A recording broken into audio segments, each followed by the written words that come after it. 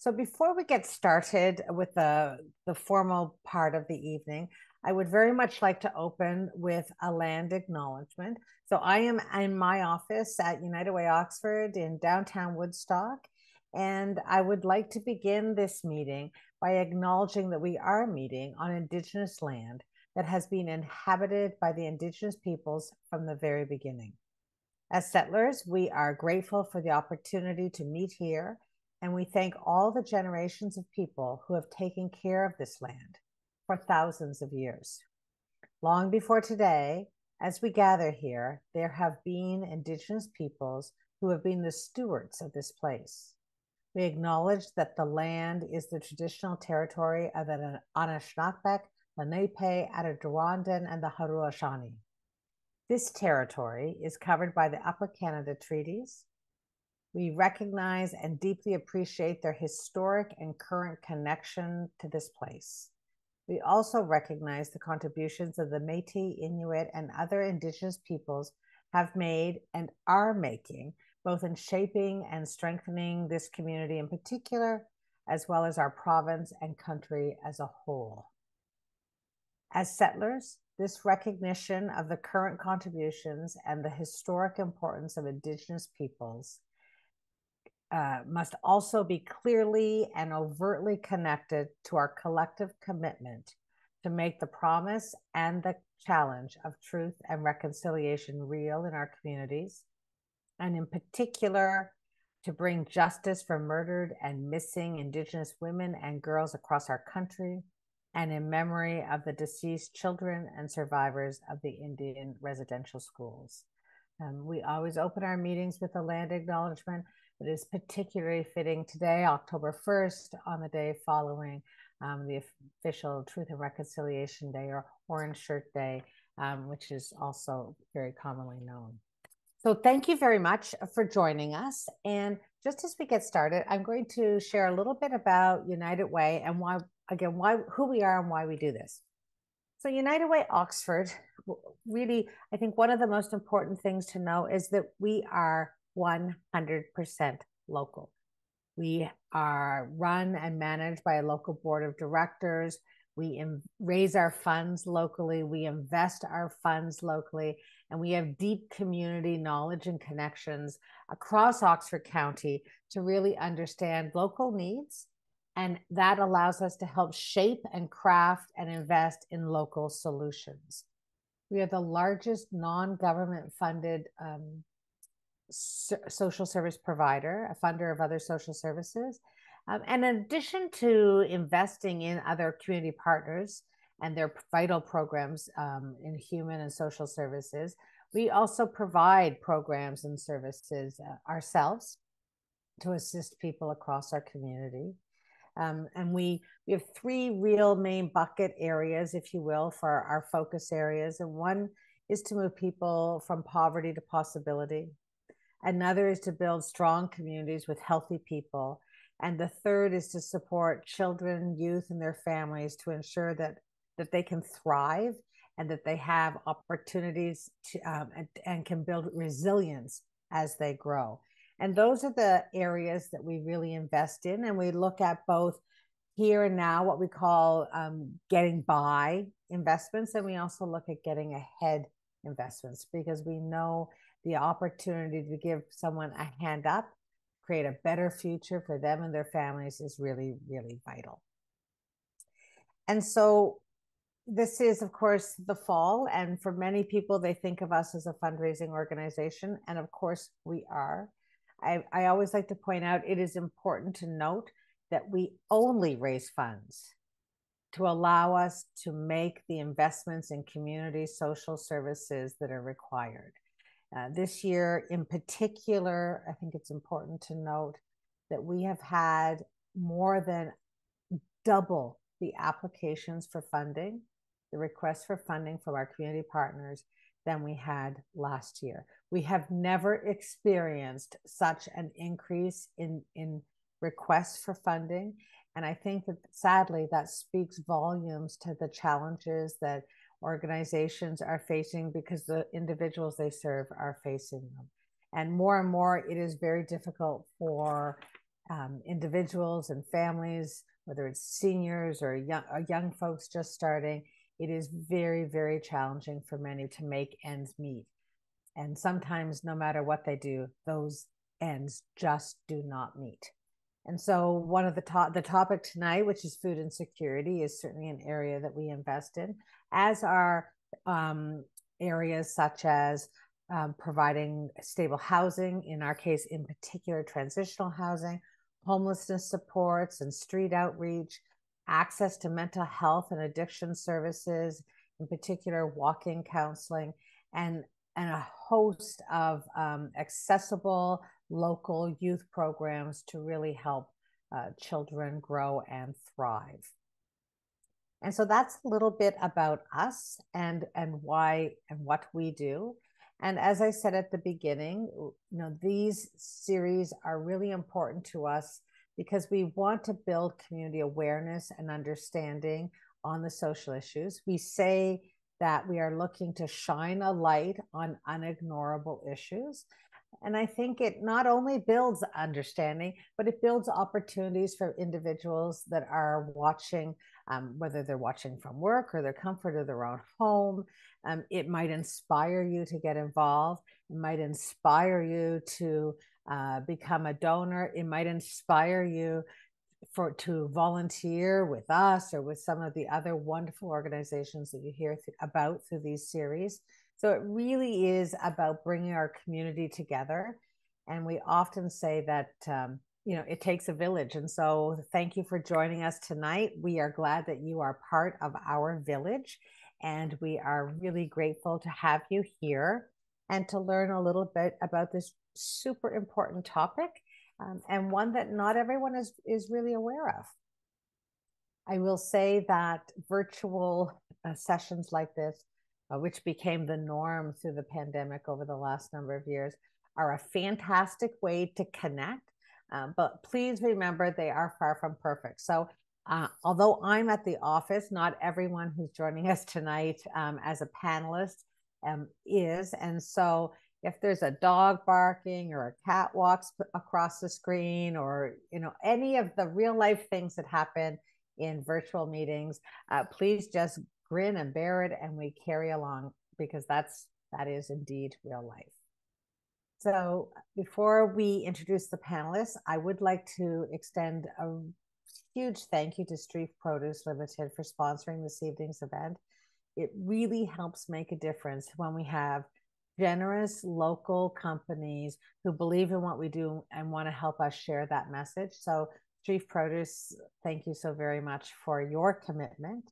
I would like to thank everyone who's joining us from home or again from work. And for those that will be watching at a later date, we do appreciate your time and attention to these important topics. And of course, I would like to thank our panelists, who I will introduce in just a moment. For you at home, we're going to do a little presentation, and then we are going to open it up, and we're going to have I would call a kitchen table kind of conversation, and we'll have questions. If you have a specific question, please feel free to type it in the chat box, and we will do our darndest to be able to address that. And we will also have links for resources, whether that's PDFs of calendar opportunities that might be useful for you specific to this topic, or it might be a research paper or other website that might further inform you as you want to learn more about these topics. So please, those resources will be there, and we encourage you to ask any and all questions that you would like. And with that, I will just finally say, as part of my housekeeping, if there is anything at all that triggers you or causes you stress or anxiety as we have this conversation, please feel free to reach out and their number is 1-866-933-2023. And they would be happy to chat with you. And of course, you're always welcome to call 211 if you're looking for additional information. For those of you that may not be familiar with 211, it is a 24/7 free and confidential information and referral program. And United Ways across the country are instrumental in ensuring this service exists. And it is just the most fantastic service available to gain information and connections on human, social, health, and government services. Now, it's time to introduce our panelists. And so I will, one by one, just briefly introduce them and ask them to say a little bit about who they are, the organization they're from, and a little bit about their role there. So we'll just do a little highlight to start. And then as we get going through our question periods and our conversation, I know that you will hear a lot more about what each do in their role or roles in some cases in the community, in particular to food insecurity. So I am going to start, I'll just go around the circle according to my circle, I guess. Brian Smith. So Brian Smith is one who wears a multitude of hats with a multitude of organizations, virtually all, but although not maybe all, but virtually all connected to food security and the importance of local access to nutritional food. So Brian, maybe you could just introduce yourself a little bit. Yeah, so Kelly's quite right that I'm involved in a number of things related to food, and that's not merely because I like food. That's because I recognize there are people who also like food and who could use food, and that food is available. So I did put in that list of things beside my name that I help at Lunch Bunch, and literally there I roll up my sleeve and help them pack nutritious and delicious and delightful looking lunches that go into couple of elementary schools in Ingersoll. I'm also the vice president, so I'm more than just a helper at, but I am one of the volunteers, and there are many other than me at Supper Club, which does a supper for between 200 and 250 people every Thursday night and provides them groceries because we understand that they probably want to eat Friday and Saturday too. I'm involved in the Zero Waste Oxford group, which is looking at all the ways we can turn resources into useful things for other people rather than having them waste. And most recently have become a member of Food Rescue Feeding Oxford, understanding that we waste much too much food and maybe we can rescue it before it is beyond human consumption and get it to people who need it and or turn it into bacon. Fantastic. And then just continuing on my circle, I will ask Lieutenant Drew Young, who's the officer and pastor at the Tillsonburg Salvation Army, to introduce himself. Thank you, Kelly. So yeah, my name is Lieutenant Drew Young, which just basically means that I'm the pastor or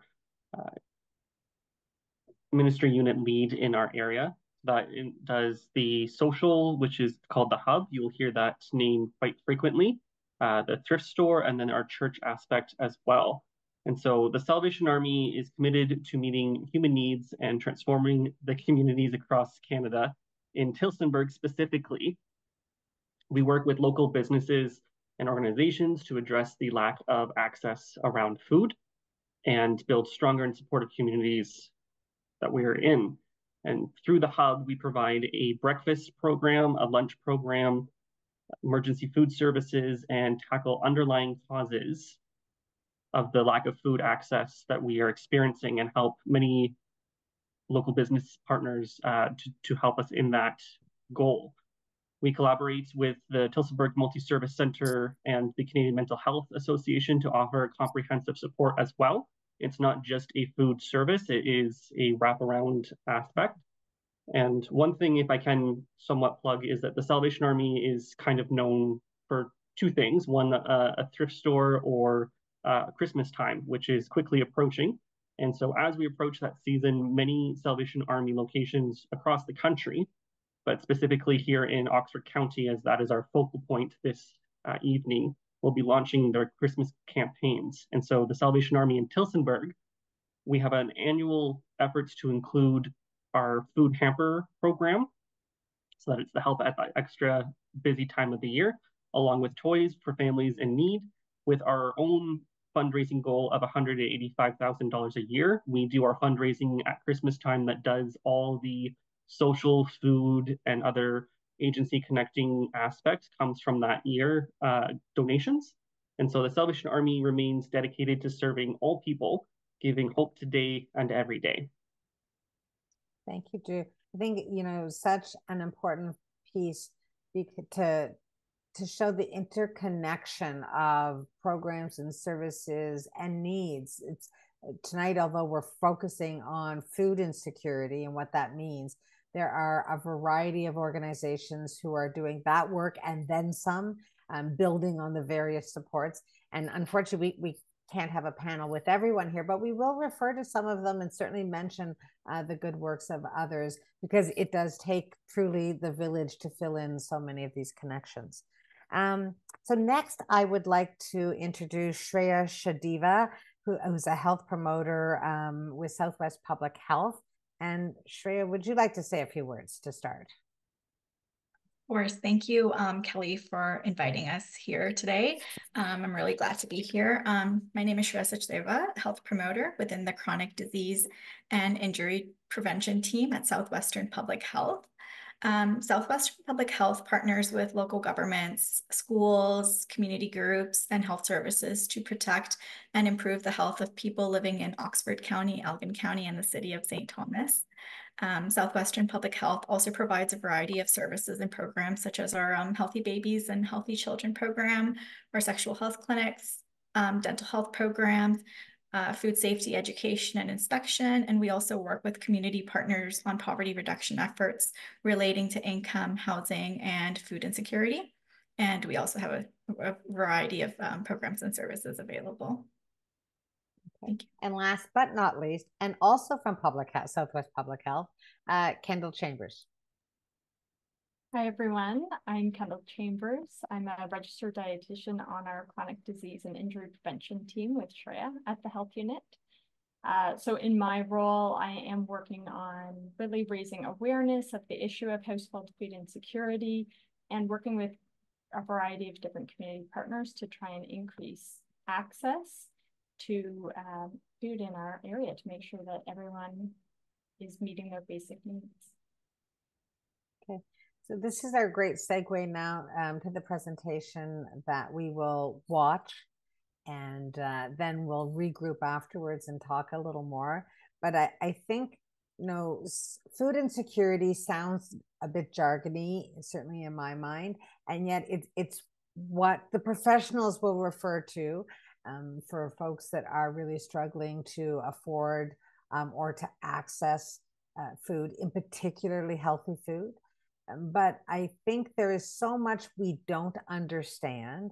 And as a community, especially a community that lives in an agricultural rich area, sometimes we just assume everyone has the food that they need. And yet on the flip side of that, we're all going to grocery stores these days. And I would say everyone is somewhat gobsmacked at how incredibly expensive food has gotten over the last number of years. So, we can appreciate that if people were struggling to be able to afford basic living necessities previously, it might become actually unmanageable at this point. So ladies, I am going to turn the floor over to you, and you can walk us through your presentation. It is really, really interesting, and there's just many aha moments, I think, to be had. So we will see you in the audience when we complete the presentation. So Kendall and Shreya, it's all yours. Great, thank you. I'll just pull up the presentation slides here.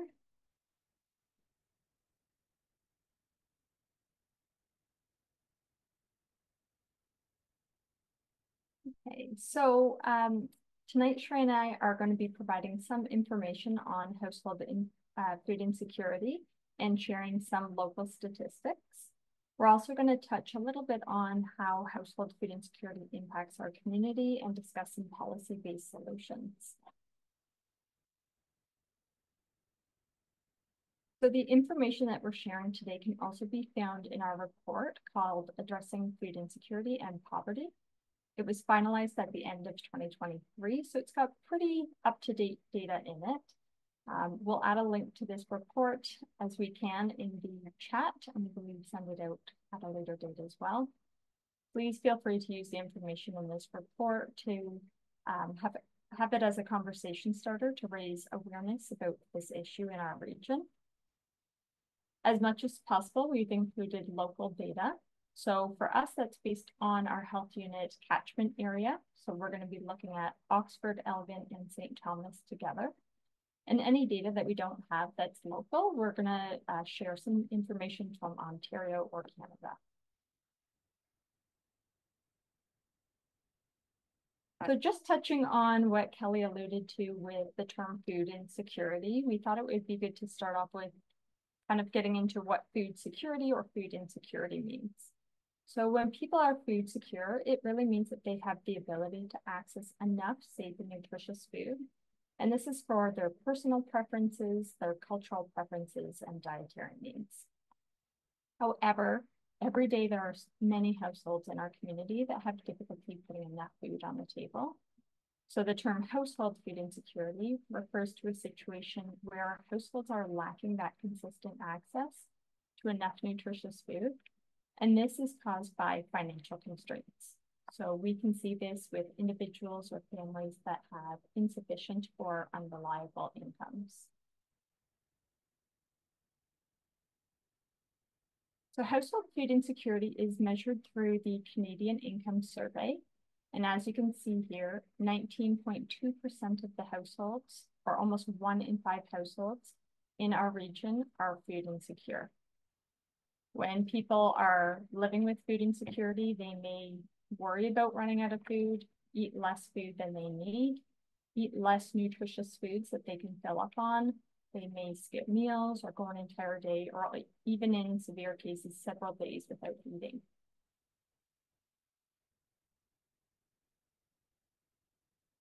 So to give a little bit of a background for the data from that Canadian Income Survey, it's measured through a module called the Household Food Security Survey module, which is an 18-item questionnaire.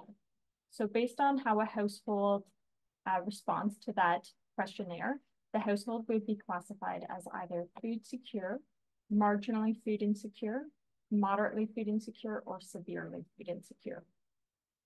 And the graph on the screen here, this is based on Canadian data from 2021, but we use it to show that relationship between household food insecurity and a household's income.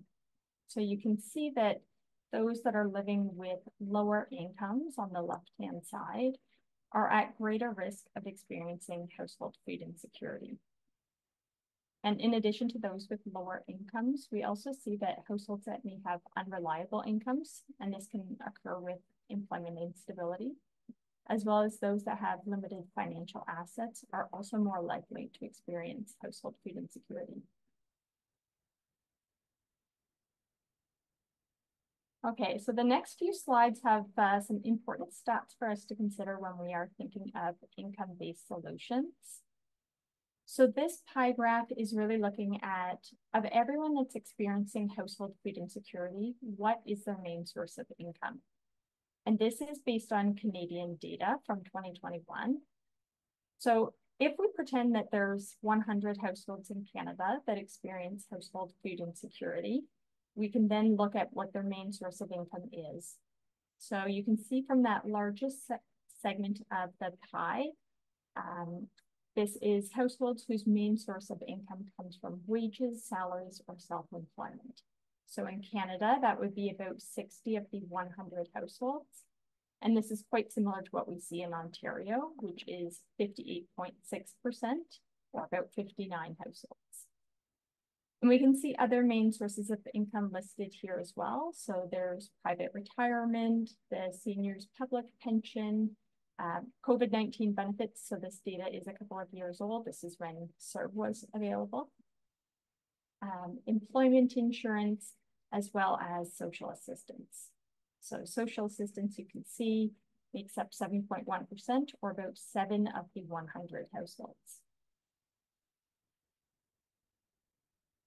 So that pie graph was, again, looking at everyone that's experiencing household food insecurity. Now, if we change gears a little bit, this graph is looking at different main sources of income in Canada. And the red numbers at the top reflect how many households experience household food insecurity based on their main source of income. So, for example, if we look at wages, salaries, and self-employment as the main source of income, we can see that 17% of those households are experiencing household food insecurity.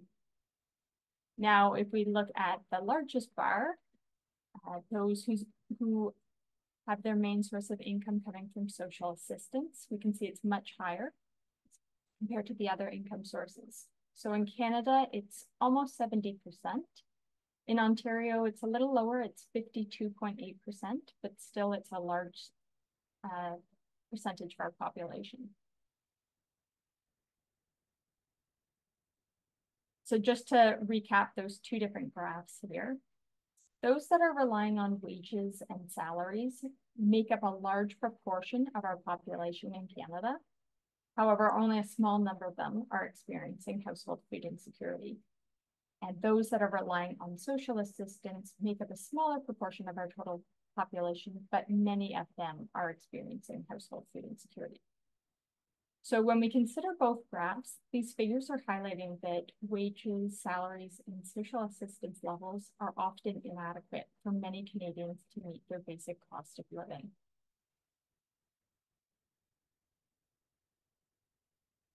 So I've talked a lot about some provincial and federal level data. We do want to share some local data as well. So every May, health units in Ontario are required to monitor food affordability. And we do so using a survey called the Nutritious Food Basket, or NFB. And this provides us with an estimate of the cost of healthy eating. It's based on Canada's Food Guide, as well as average food purchasing patterns. So surveyors price 61 food items from grocery stores in the area, and then we calculate the average lowest retail price. We do add an additional 5% to the cost of the food basket, and this allows us to cover the cost of other foods that are used in meal preparation, such as spices, condiments, and baking supplies. However, other household items that we may frequently purchase when we're grocery shopping, such as personal hygiene products or cleaning products, are not included in the cost of the food basket. So it really is just the cost of food that we're measuring. So with that, we take the cost of food and we compare it to individual and family incomes. So the information here is based on, the income is based on Ontario data. It's not from Statistics Canada. We also look at average monthly rent, and that allows us to assess a household's ability to afford enough food. I know we probably don't have enough time to really look at this table in a lot of detail, so if you are interested in reading more about it, again, we do have this in the report that we will share. So we combine all that data into this table, and we include various different household scenarios that are possible. This table is just a few of the ones that are out there, but we thought it might be nice to take a quick look at one example in more detail. So we will do a quick case study of a single parent with 2 children on Ontario Works. So Maria is a single mother who recently separated from her partner. She is the primary caregiver for her 2 young children, Sophia and Danielle. She currently receives Ontario Works. Despite actively seeking employment, she had difficulty finding a stable job that offered flexible hours. Maria can only afford part-time childcare for Daniel. Her children are growing and need new coats and boots for winter. Maria recently found out that her car requires $700 in repairs. After paying for rent and groceries, Maria has $223 left at the end of the month to cover her remaining expenses. This would include her transportation, clothing, heat and hydro, internet, phone, childcare, the cost of the coats and boots, and any other needs for the family. Maria doesn't know how she will afford these expenses. The stress of financial insecurity and her children's needs can take a toll on Maria's mental health. She has limited family support as her parents live in another province. So we use this case study to highlight that some individuals don't have enough money to buy enough food. Individuals or families in these situations will often cut their food budget, which can be seen as a bit more flexible to afford some of these other basic needs. So I'll pass things over to Shreya to discuss the health impacts of household food insecurity and effective policy-based solutions. Thank you, Kendall. So household food insecurity is a serious public health problem as it is linked to negative health outcomes for individuals in our community. People from food insecure households have poor physical and mental health compared to those in food secure households. Children and teens in food insecure households are more likely to experience poor overall health, mental health conditions, developmental and behavioral problems, and chronic health conditions such as asthma. And adults from food insecure households are also more likely to experience poor mental, physical, and oral health, mental health conditions such as depression, anxiety, mood disorders, and suicidal thoughts, and chronic diseases such as diabetes and heart disease. Those experiencing household food insecurity are more likely to experience negative disease outcomes, become hospitalized, and have shorter life expectancy. So we'll just watch this short video that highlights the need for immediate action and relief, as well as preventative measures, such as income-based solutions.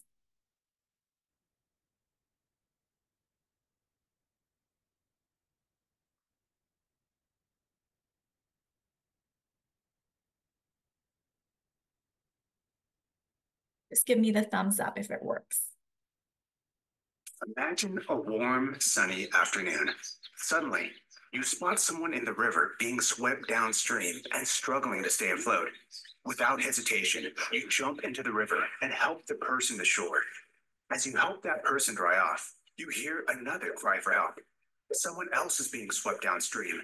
Immediately, you jump into the water again and pull out this second person. This scenario continues all afternoon. As you pull someone safely to land, you have to jump back in and save someone else. Finally, you say, "I can't go on like this," and walk upstream to see what's happening. As you walk upstream, you warn other bystanders. "People are falling in the river. Please help them. Tell everyone you know." Finally, you find the problem. You notice a large hole in a bridge, which is causing people to fall in. Something must be done. First, you put up a sign to warn others about the hole in the bridge. You warn anyone you see about the hole and ask them to help spread the word of caution. You even start offering classes to help people in the community learn how to swim, just in case they do fall in. Finally, you realize that to truly minimize the problem, you have to repair the bridge. You work with others in the community to close the hole. Occasionally, some people still fall in, but there are far fewer people that need to be saved.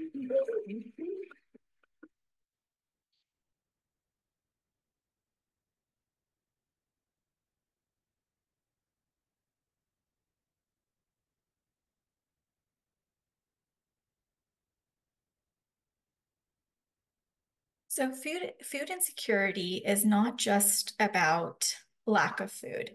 It's a symptom of a deeper issue, inadequate income. So when households can't afford food, they are often struggling with other essential costs like housing and medication. In Oxford, we are really fortunate to have many community organizations providing food and meals to individuals and families in need, which I know Drew and Brian will speak to more on this later in our discussion shortly. These programs can help meet immediate needs. However, we must address the root cause, which is inadequate and unreliable income. Only about 20% of those experiencing food insecurity access food banks. And for those who do, the problem often persists. So the motto, "Don't just feed the line, end the line," is really crucial here. While we always need emergency food access, we also need to work on preventing food insecurity by tackling income inequality. We need treatment for those in crisis, but also prevention to break the cycle.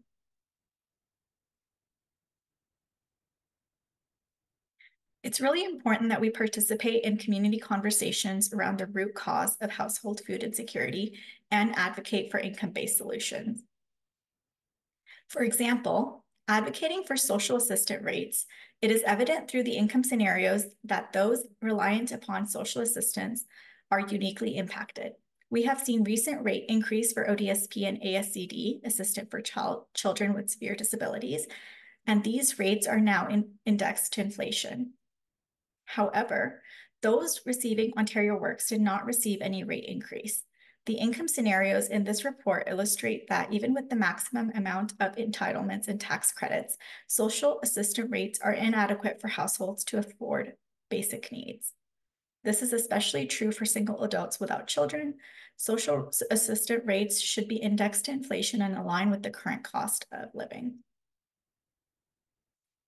We can also consider assisting with access to government supports. So currently in Canada, we have seen improvements in the rates of poverty and low income, specifically for children and older adults.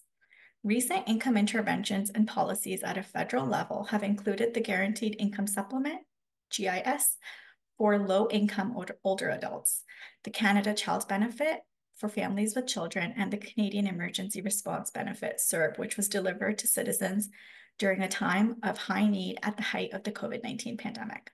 These income interventions contributed to lifting 1.3 million Canadians out of poverty between 2015 and 2020. Many of these income interventions require that eligible individuals file yearly tax returns to receive benefits. It is also estimated that approximately 10 to 12% of Canadians don't file a tax return, and that cash benefit lost to working age non-filers was around 1.7 billion in 2015.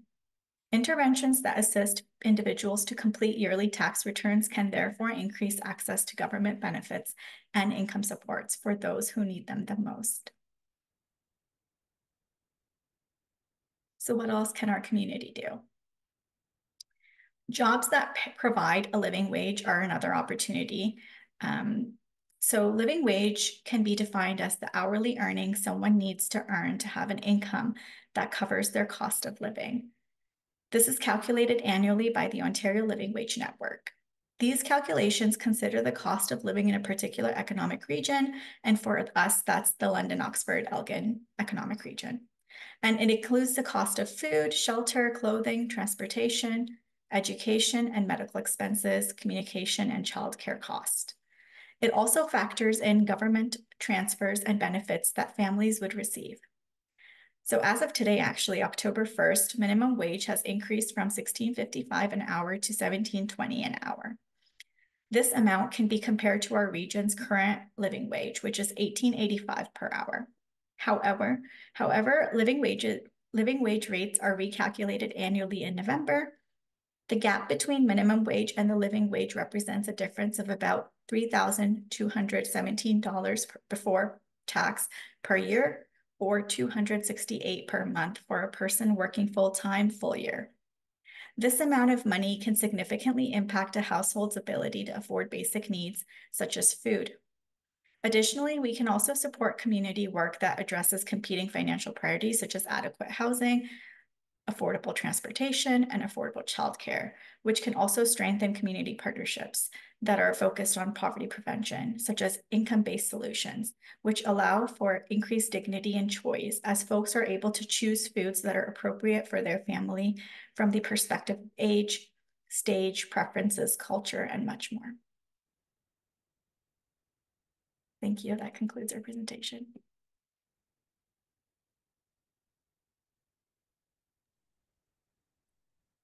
Thank you both so very much. I had the pleasure of seeing this presentation or a version of it a few weeks ago. And I will say that I found there were so many aha moments to be had, in particular, the idea of don't just feed the line, end the line. I found incredibly powerful because, really, to the point of your presentation, lack of access to food or insecurity of food is truly an income issue. It is connected to every other social issue that individuals and families face.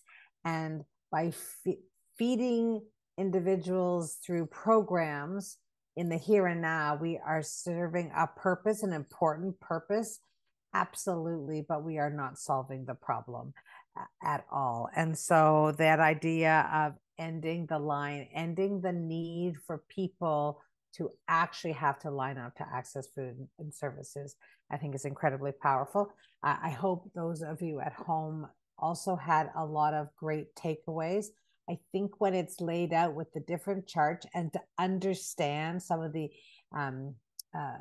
inequalities and the impact on particular groups and segments of individuals is quite powerful.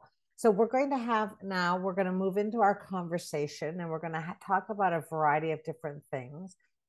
I'm actually going to start, I think specifically I'll go to Drew first and talk a little bit about food banks.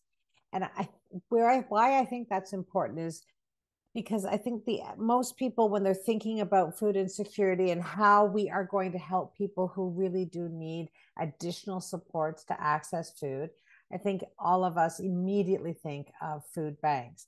And just an interesting little tidbit for folks, the first food bank in Canada opened its doors in 1981 in Edmonton.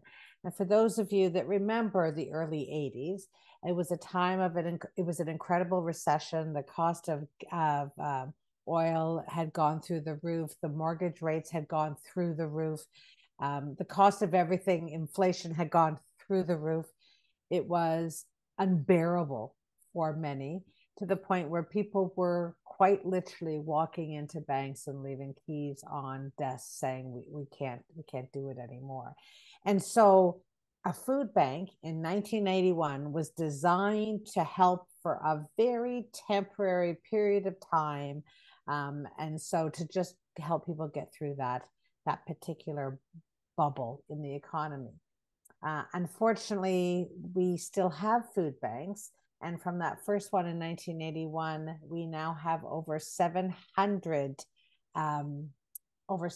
food banks in our country, and over 3,000 food programs available. Here in Oxford County, we are blessed to have Salvation Army in Tillsonburg, in Woodstock, in Ingersoll, and in Norwich, each of whom have a food bank program. And we have others such as like the Helping Hands in Tillsonburg, etc. But Drew, if we could maybe go to you, and if you could speak a little bit about a traditional food bank and what people may not understand about a food bank. For instance, a food bank does not solve people's food needs for weeks and months at a time, does it? No, for sure. And thank you, Kelly, for prompting this question. I also want to quickly say apologize if you hear the nails on the floor. My dog has just woken up, and so she's skittering around, and she's probably going to pop up and want to say hi. And so, yes, food banks. I do want to say quickly too that food banks is not something new to the Salvation Army. We have done something that was maybe more defined as a soup kitchen since we began in the early 1800s.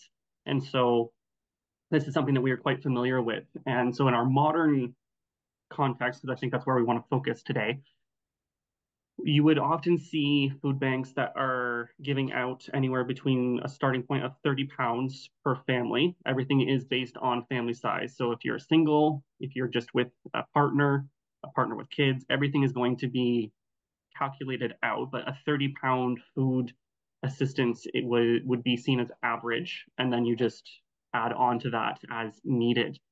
That is supposed to be the guideline that we are given is supposed to be anywhere between 3 and 4 days as a food assistance help. So even that too, I find there is a desire or a thinking that, oh, I go to the food bank and they're going to help me for the month.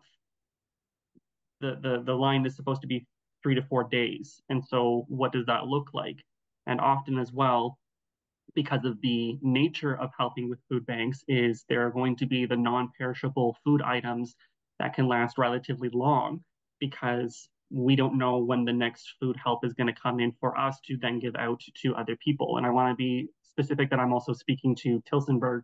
I don't want to speak for other Salvation Army or the other food bank, because everyone is unique unto themselves. So for our instance, that is something that is common. So we don't have the fresh fruit, we don't have the fresh vegetables, we don't have the meats, the dairy, those other aspects that people need for the dietary concerns. And on top of that, what we're even seeing as well, especially today, is that there's dietary restrictions that people need to consider now. Are they gluten-free? Are they diabetic? Are there religious needs? Are there certain food allergies where they can't have a specific item? And trying to meet every person's need can sometimes be a challenge, as we're dependent upon the community's amazing generosity. I do want to say that the community is amazing in that generosity, and we are dependent upon that. Another aspect to that as well, though, is what we're seeing on the ground is our food providers coming alongside the food banks. We are seeing grocers, we're seeing local businesses, we're seeing independent businesses that either touch on food or have food proximity coming to us and saying, hey, how can we partner in and provide that food support on an ongoing basis? So there's that aspect as well.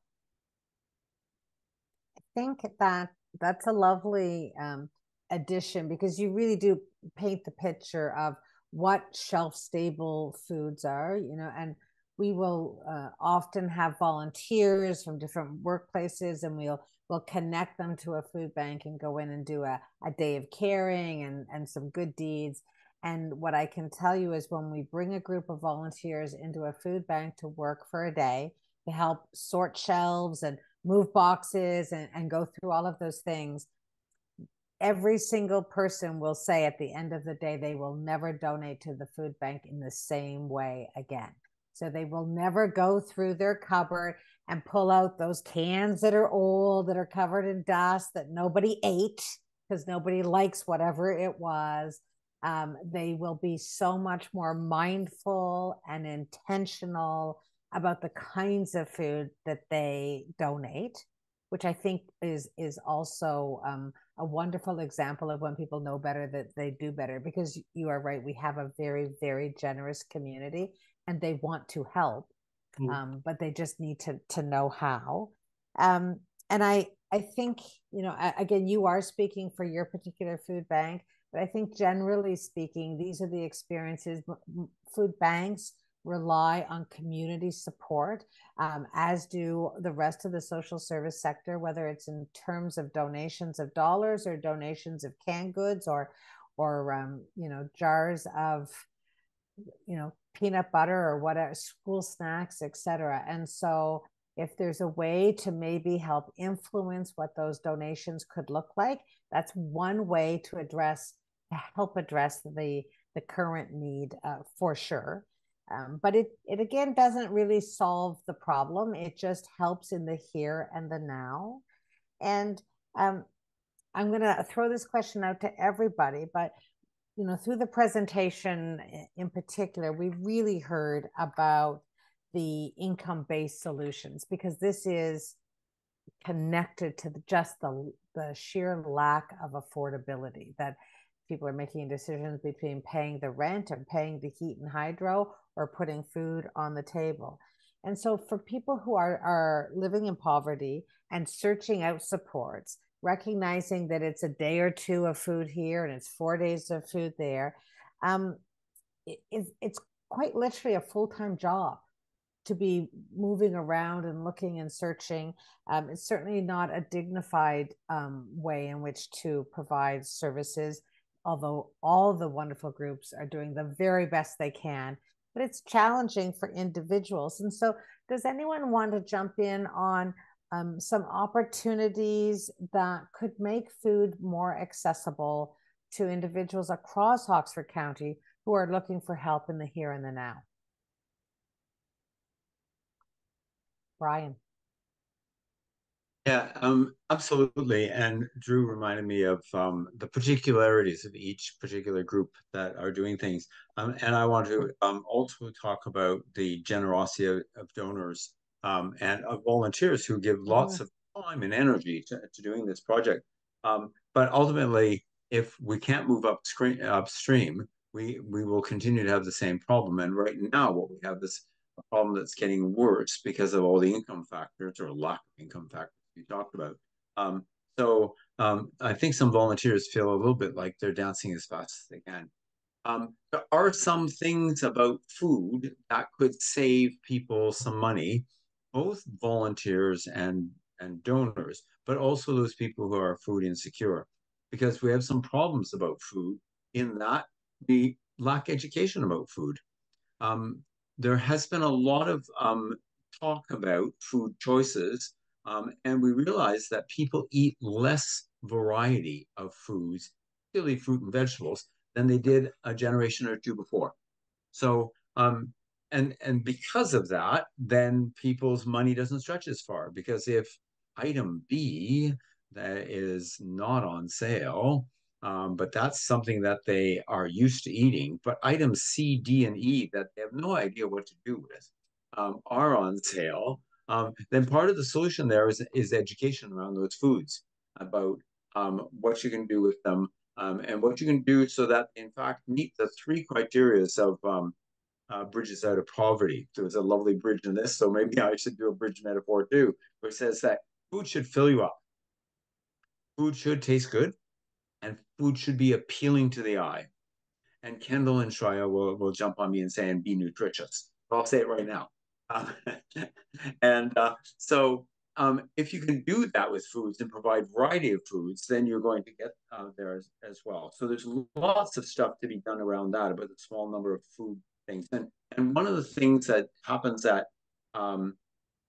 Supper Club is that we do two things around that. We provide recipes for some of the food ingredients that we have and have conversations with people about them during the time that they're there and during the meal. The second thing we do is sometimes we model those. There was the great kohlrabi incident where somebody donated a large crate of kohlrabi, and I'm sure all of you had some tonight, right? No. Okay. Most people don't recognize what it is. It's this bulb. It has these things like growing out of it. It looks like you can make a sci-fi movie out of it. But if you peel it and cut it into fingers and dip it into ranch dressing, you've got a nice healthy snack. If you dice it and add it to a soup or a stew, you've added fiber and nutrition to it, and ultimately had some food. So if that's the food that's available and it's available cheaply, and you know what to do with it to make it desirable in all possible ways, then you're a good place. The same thing occurs to me with a number of kinds of foods where we throw away large portions of them. I have a friend who asserts that she always throws away the florets off her broccoli and keeps the stem. I don't know if she's pulling my leg on that one or not, but I do know that if you take a stem and peel it, you end up with about double the amount of broccoli that is, and if you discard that, right? If you get Swiss chard and you take the stems out of it, you can chop them and use them anywhere that you would use celery, in starting up a soup base and anything like that. So there are ways to make your money stretch. And when money's tight, if you can stretch it, it would be a good thing as well. I would notice as well, and this was in the presentation that Kendall and Shreya did, and was in Drew's remarks as well, that we talked about household food insecurity. And kudos to Operation Sharing about 10 years ago for running something about food insecurity, where they hired in a couple of people, university professors studying this issue, one from Western University in Ontario, not far from us here, and one from Alberta, different perspective. They agreed, however, on one thing. We will never solve food insecurity if we don't solve poverty. And they also agreed on the fact that no matter how hard adults try to disguise it from their children, in a family with food insecurity, those children are marked psychologically and they're marked for life. So we really need to do an intervention upstream, as the video suggests, and in terms of ages as well. So I really think those are important things for us to do, and as a society to get on them. And just go to the other extreme just before Kendall cuts me off, and say that there is currently a political discussion happening in Ottawa where one group in Quebec are suggesting that we should have better pensions for seniors. And we hear quite frequently that pensioners are living alone, living on inadequate meals, inadequate food choices, are lonely, and are eating poorly, and are feeling betrayed by the country they live in. And that's something we have to solve too. And Kendall's going to solve it, because I'll be quiet now. Kendall, you're up. Yeah, so I agree with the points that Brian made. I mean, I think there's lots of opportunities for learning more about food, cooking classes, learning more about nutrition. I think those are all great. I agree though, like if we are really looking at effectively addressing household food insecurity, we do need to continue having these income discussions and raising awareness about it. So when we're thinking about how can we do this in a more effective way, I think this is a great opportunity for the community to come together, different organizations, social agencies, government. We can all work together to really coordinate our efforts. And looking at some of those income solutions that I know that Shreya had discussed earlier. We can also consider making programs or services more flexible. So if we are supporting individuals with trying to access, supporting them, with accessing the tax credits that they're eligible for, looking at having programs that are maybe out in the community or mobile or outside of traditional work hours to make it more accessible to individuals.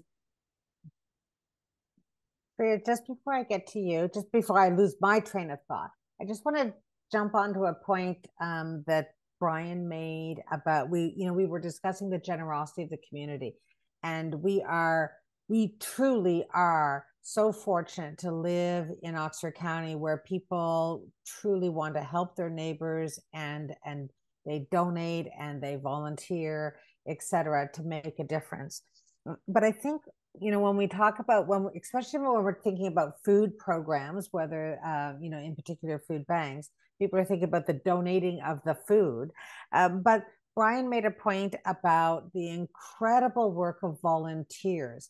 And I think that needs to be recognized, whether that is through a traditional food bank model or through some of our amazing community meal programs, or even the student nutrition program in schools and many others. We have tremendous organizations doing tremendous work, and they are doing that often because of the dedication and the commitment of volunteers. So I think we need to always keep in mind that those volunteers truly drive these programs, and we are ever so grateful.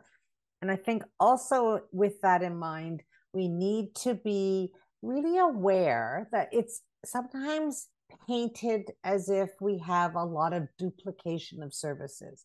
And I hear that a lot. I'll sit at tables and people will talk about duplication of services. But often what people don't realize is there might be 2 or 3 organizations doing the same work or very similar work, but they might be doing it on different days, at different hours, with different purposes, in different locations. And so really, they're often more complementary than they are duplication. Sadly, many folks need each and all of these services just to get through the month. And so, I just want to point out that misconception that I often hear. So that kudos to volunteers was something I really wanted to make a point of. And now, Shreya, your hand was up next. I was just going to add to what Kendall was saying and what Brian was saying about one of the ways to make sure that we're doing a better job at making supports more accessible And the easiest way is to just involve those with lived experience. So people who have experienced poverty, we should make sure that they are part of the designing and the improvement of the system, right? Their first-hand knowledge is very valuable, and it can help us identify the barriers and help us guide us in the right direction for improvements and to ensure that the system is respectful, relevant, and effective, and that it's working for them, right? So it's kind of about using that nothing about us without us framework when it comes to this. Which is so critical. Thank you very much for making that point. And Drew, over to you. Yeah, I just want to jump into the conversation a little bit too, and it's touching on some of the other points as well, which is why I find the way in which our hub is designed is to bring around those wraparound services, right? Because poverty specifically being related to food insecurity or lack thereof to food, uh, it is a big problem. And in that, it has a multifaceted issue, right? So one thing leads to another, leads to another, leads to another. And if you take one part out, it doesn't necessarily solve the issue. And so one way that the hub kind of tackles that is by bringing in our innovative partners in our community. So the multi-service center comes in once per week, where the job finder and resume builder worker, I wish I knew the job title for that person, but they physically come into the space, they set up, and they made themselves available. So we've had clients who say, hey, I want to update my resume, I want to see what's on the job market, what can I do? And that kind of falls into that line of, we just recently had our job fair through the multi-service center. So that's one way that we're partnering in with that local agency, along with even the Canadian Mental Health Association tackling the mental health side behind it. Because when you're depressed, when you're hungry, when you're in those different aspects, you're not looking for a job, or you're not able to hold down a job, or it's more difficult, right? Like there's multifaceted aspects to all of that. And so that's one way that we do that in we do that initial food help, because that's the initial need. That's the most visible. We want to make sure people, when they come to us, they leave full, solve that initial problem. And then it's, okay, let me hear your story. How can we partner you into one of our agencies that we have a connection with? And from there, we build that rapport, and then we hopefully lift that person out of the situation and bring them to self-sustainability. And so I just want to briefly touch a little bit on what Brian mentioned as well. Recently, we got donated a relatively strange food where it was, I wish I knew what the name was. It was almost like the dandelion leaves. And the person came in and said, hey, here's bushels of these leaves that were like, okay, what do we do with this? And they're like, oh, you have to massage them, and you have to, right? And gave all the stuff to it on how we were to prep the food, which was great because we had no idea how we were going to do this. And then we looked at some other fresh produce that we had gotten in that week, and we were able to provide a fresh salad along with maybe not so healthy, but hamburgers at the same time. So it was a balanced meal, if we want to put it that way. Right? So there are those different things that we are able to do in that, where we have the hub, where it's that good nutritional food coming in and out, as well as the other partnerships that come in that way. Mm-hmm. And just to reinforce, you're speaking specifically to the relatively new hub that the Salvation Army is running in Tillsonburg, which is really kind of a day space, and people are welcome to go and again rely on a variety of partners for those wraparound services.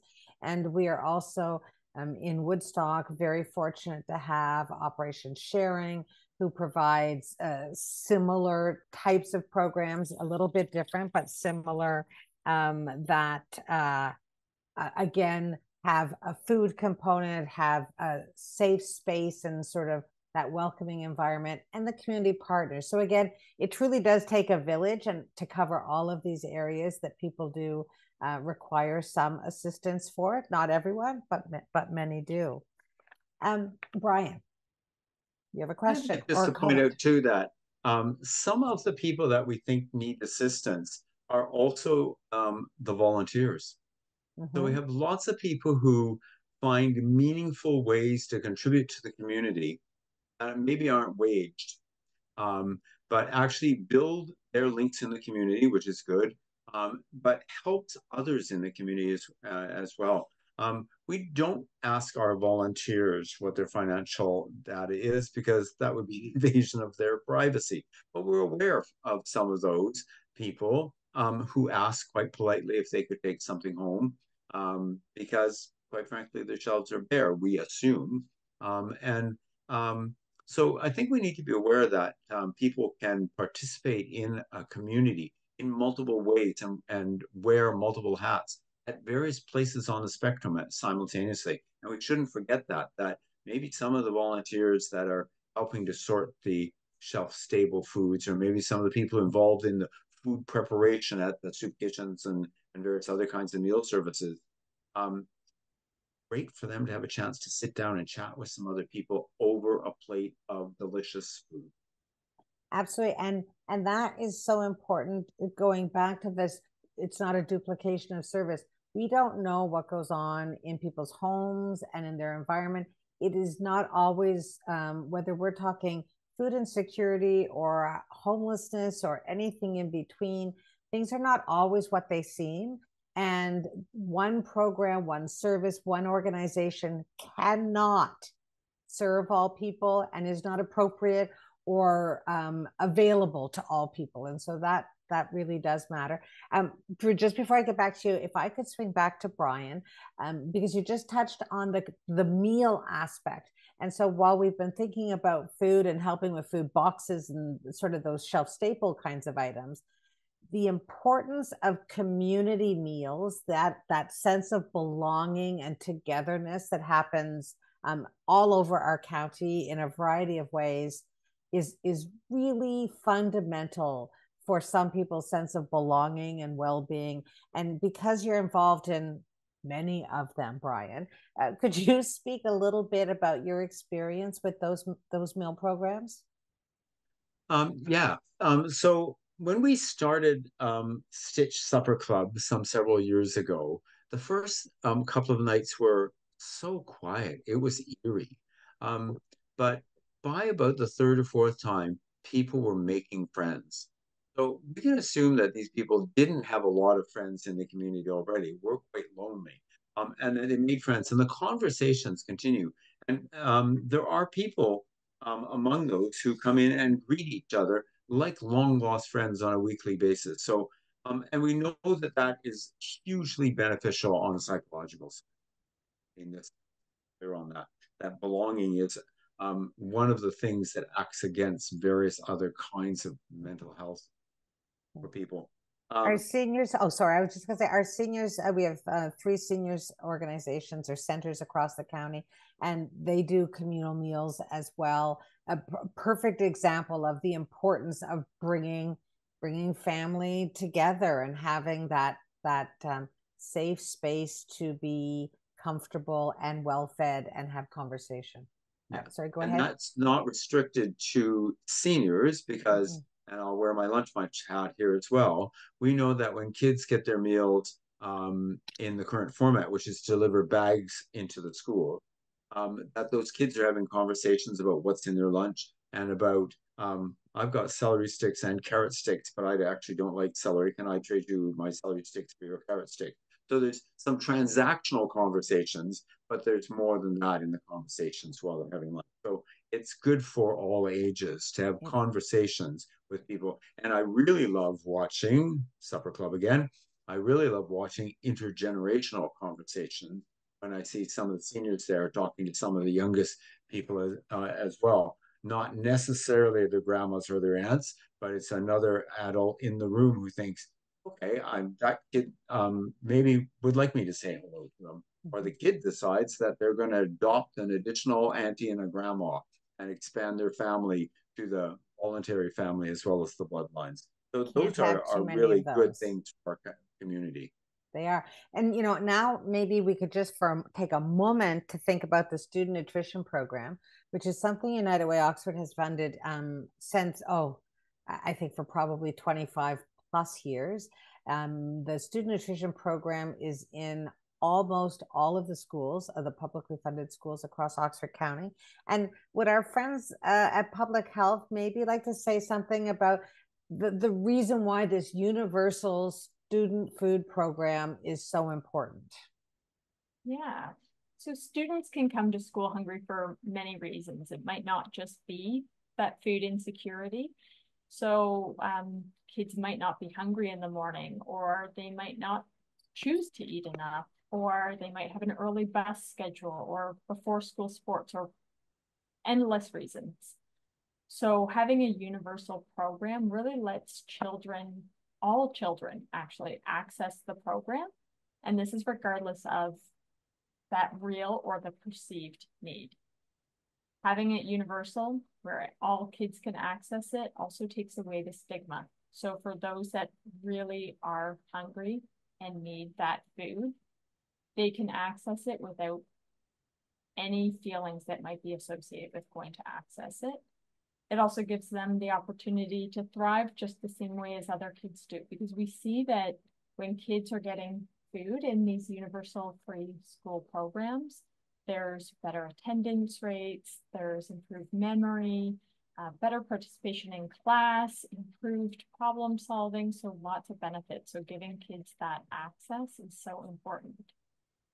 And in such a dignified manner, because as we've said throughout all of this, people deserve to have dignity. And we all know that if you're hungry, you cannot learn. So that is a gem of a program. And we have been so fortunate to have such great uptake.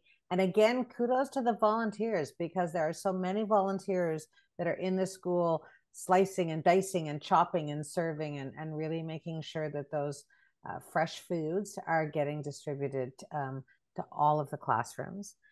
Now, Brian, can I go back to you and ask you to speak a little bit about something new that's really kind of bubbling up over the last few years, but I think is taking a bit of a turn forward, a step forward right now, and that's food rescue and what that means and what it could mean to our ability to help put food into the hands of those who need it, or organizations that are serving folks across our community. Mm-hmm.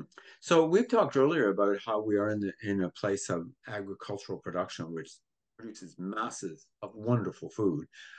Yet we know that the waste of food is somewhere between 40 and 60% of food that's grown never ends up on a plate.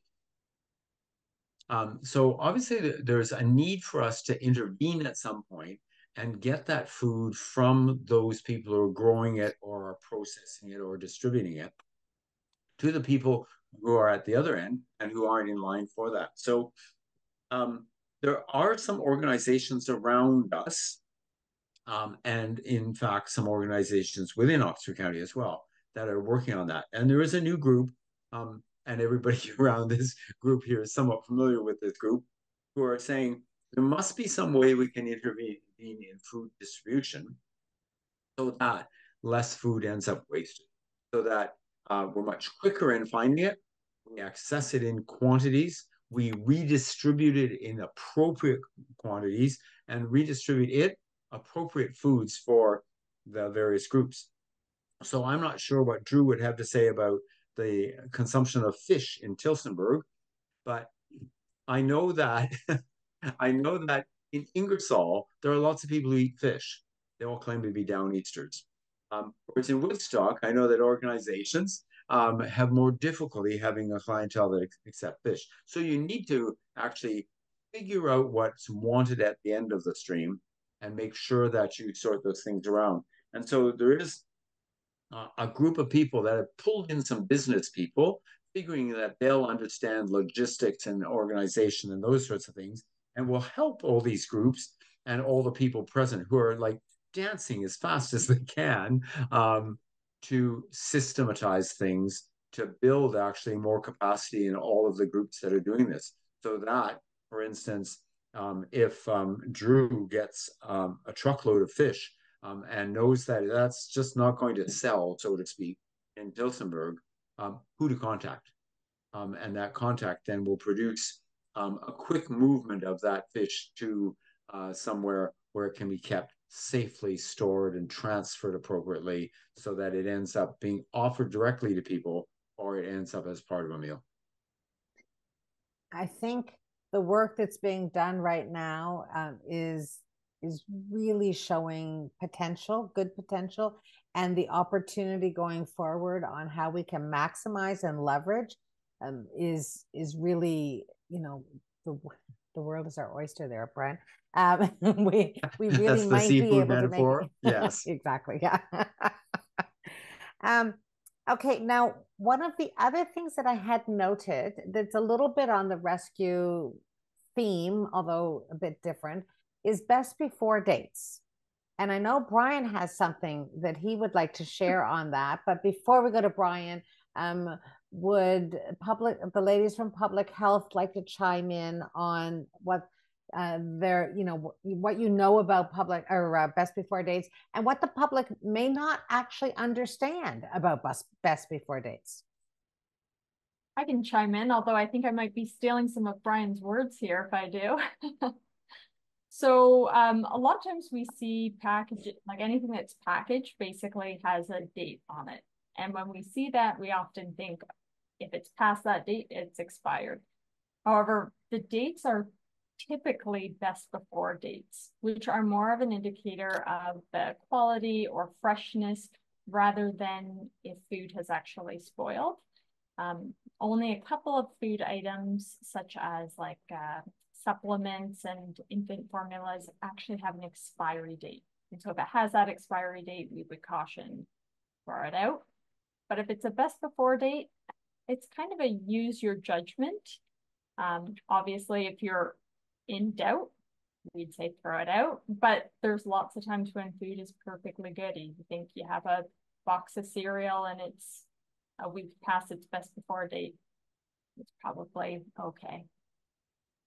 I'll just add then, she did steal much of what I was going to say. Thank you, Bill.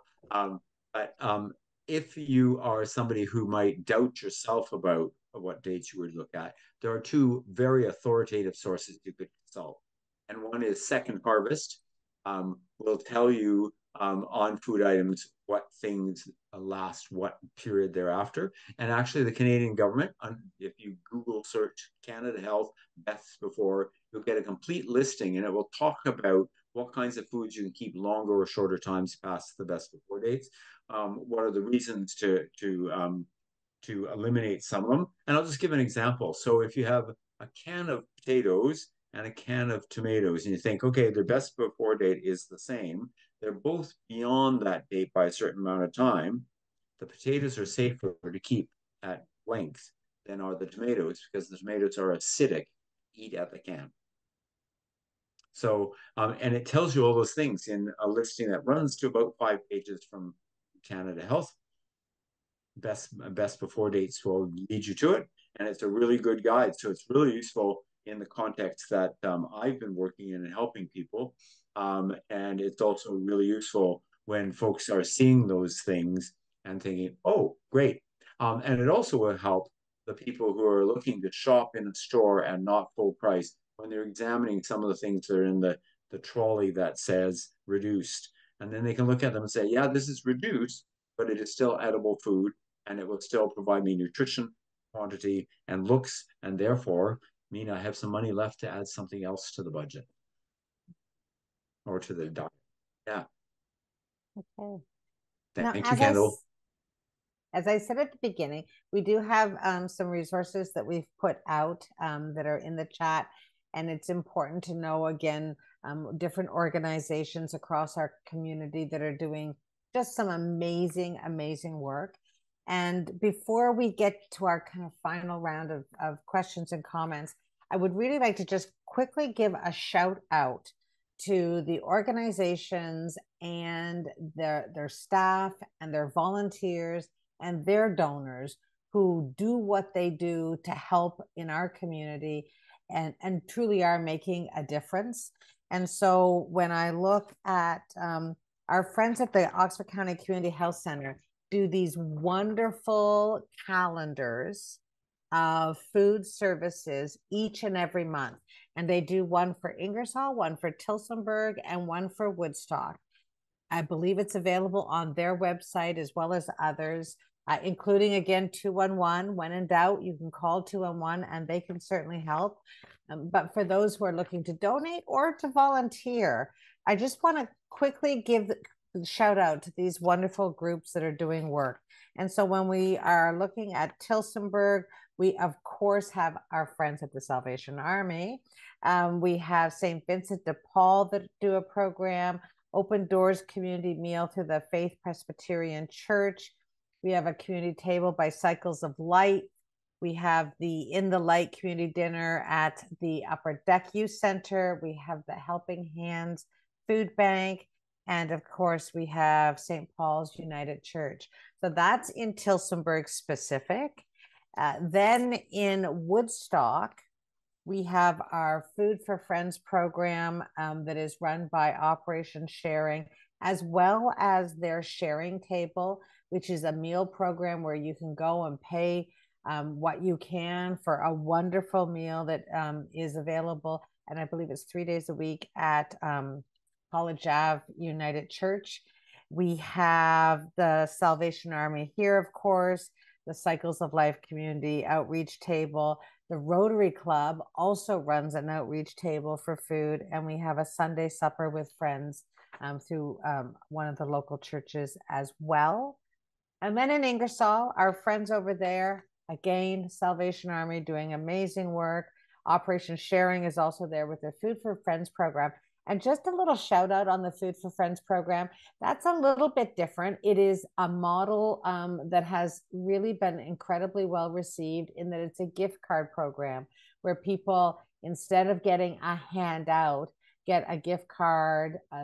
Again, it's once every 6 months or 6 weeks, sorry. But they can go and buy items that they need. So they might be able to get the kidney beans from the food bank, but kidney beans do not make a good chili.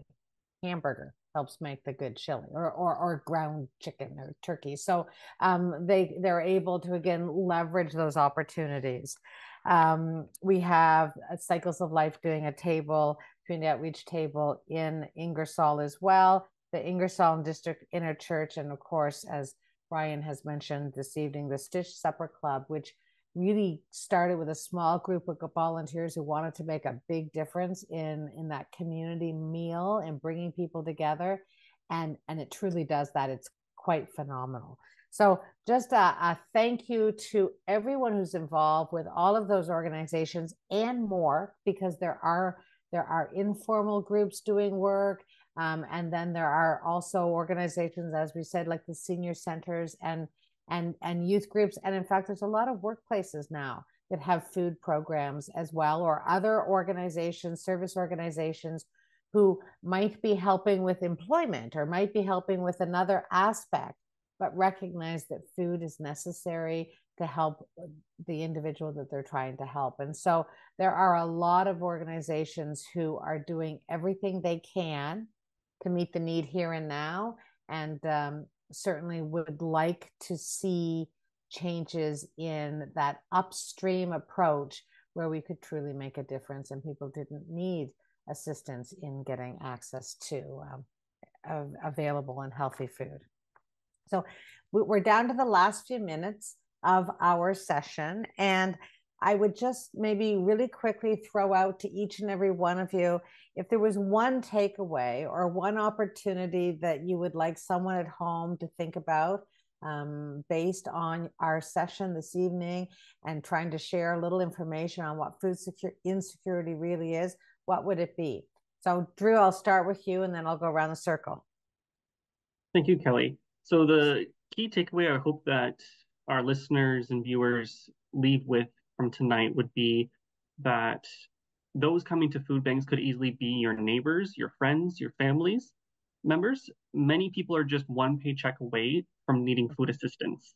And by supporting your local agencies, such as the Salvation Army, for a shameless plug, you're also offering hope to someone who might need it for help today. Thank you. And that is so true. Shreya. I just want to, bring it back to what we were talking about the importance of prevention and what we can do as a community. And this involves thinking about the long-term solutions and focus on the root causes, like we've talked about, in addition to the immediate support that is happening broadly in our community. So important. And I know for us at United Way, we try to balance both of those because it's important to invest upstream, but still meet here and now needs. Brian? I think all the people from the health board are programmed to steal my thunder. Thanks, Shreya. That's what I was going to say. But I was once misquoted when I was talking about a large problem where I said, think globally. And I thought I'd said act locally. But people quoted me as saying, think globally, eat locally. And I would suggest that in a community like Oxford County, where we are producing lots of food, if we did eat locally, we would find that food prices went down. We would have more connection with the people producing the food, and we'd have more food going around. And we might have some more people in the community aware of how very different people's experiences are, although we all live in the same. Okay. Kendall? Hard to follow all those. I agree with them all. I mean, I think I'm always going to go back to reiterating that prevention piece. There's so many options that we can consider. We do need those immediate supports.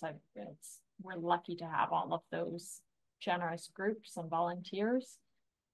I think looking at what we can do in terms of supporting businesses to become living wage employers or advocating for improved social assistance, helping people learn more about filing their taxes to become eligible for more benefits, all of those things. So lots of different pieces. Those are all things that people at home certainly can do. We together can advocate to all levels of government because this is ultimately an income problem, absolutely. And of course, we can volunteer, we can donate, we can really be support, and we can share information and knowledge because that matters too, because you don't know who will need the assistance. So on behalf of United Way Oxford, I would really like to thank our panelists for sharing your wisdom and your knowledge about community-based programs with our audience. We are very grateful for what you do and the colleagues you do it with and the impact that you're having. I would absolutely like to reinforce our thanks to Streif Produce Limited for sponsoring this evening. We really are grateful for, with a partner like them, we are able to share and create increased awareness across our community. And I do encourage everyone to think about income and how that impacts the food insecurity situation in our community, because in a community like Oxford, having almost 20% of our households be considered food insecure is just not acceptable. We can do better, and we will do better, and we will only do better when we do it together. So thank you for joining us this evening. Thank you again, panelists. Thank you to everyone at home. We are grateful to be able to shine a light on this unignorable issue and know that together we can create positive change. Thank you and good night.